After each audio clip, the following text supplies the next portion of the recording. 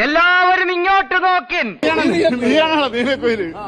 എടാ blue film എന്ന് കേട്ടിട്ടുണ്ട്, നീലക്കുയില് ഞാൻ ആദ്യം കേൾക്കുന്നതാണ്. തൊലിക്ക് നല്ല കട്ടിയാണല്ലേ?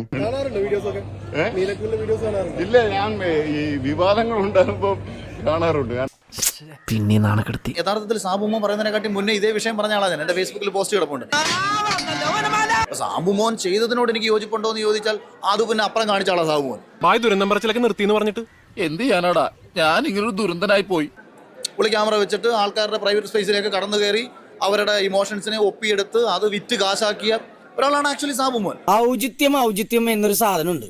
ഒരു മനുഷ്യനായ കുറച്ചൊക്കെ ഔചിത്യം വേണം. അപ്പൊ സാബു അത് പറയുന്നതിനകത്ത് പൂർണ്ണ അർത്ഥമില്ല. മഞ്ഞപ്പിത്ത പിടിച്ചവരൊക്കെ മഞ്ഞയായിട്ടല്ലേ തോന്നുന്നു. ഞാൻ കുറെ നാളുകൊണ്ട് മനസ്സിൽ ആഗ്രഹിച്ചിരുന്ന ഒരു കാര്യമാണ്. അത് സ്പോണ്ടേനിയസ്ലി എനിക്ക് എല്ലാവരെയും കൂടെ കൈ കിട്ടി അന്ന്. അവരുടെ ദൗർഭാഗ്യവശാൽ, അവരുടെ ദൗർഭാഗ്യം കൊണ്ടായിരിക്കണം. ഓർമ്മിപ്പിക്കല്ലേ പൊന്നെ. സാബുമോൻ പണ്ട് ഒളിക്യാമറ വെച്ചല്ലേ ഇത് ചെയ്തിരുന്നത്. ഞങ്ങൾ നേരെ വന്നാണ് ഷൂട്ട് ചെയ്യുന്നത്. ഒരു കയ്യബദ്ധം നാറ്റുകരുത്. ആ മരപ്പൊട്ടൻ ഇതുവരെ മനസ്സിലായിട്ടില്ല കാൻഡിഡ് ക്യാമറ ഷോയും ഇതും തമ്മിലുള്ള വ്യത്യാസം എന്താണെന്നുള്ളത്. കിട്ടേണ്ടതൊക്കെ കിട്ടിയല്ലോ. സമാധാനമായ സ്വസ്ഥമായിട്ട് വണ്ടി റോഡിൽ പോട്ടെ.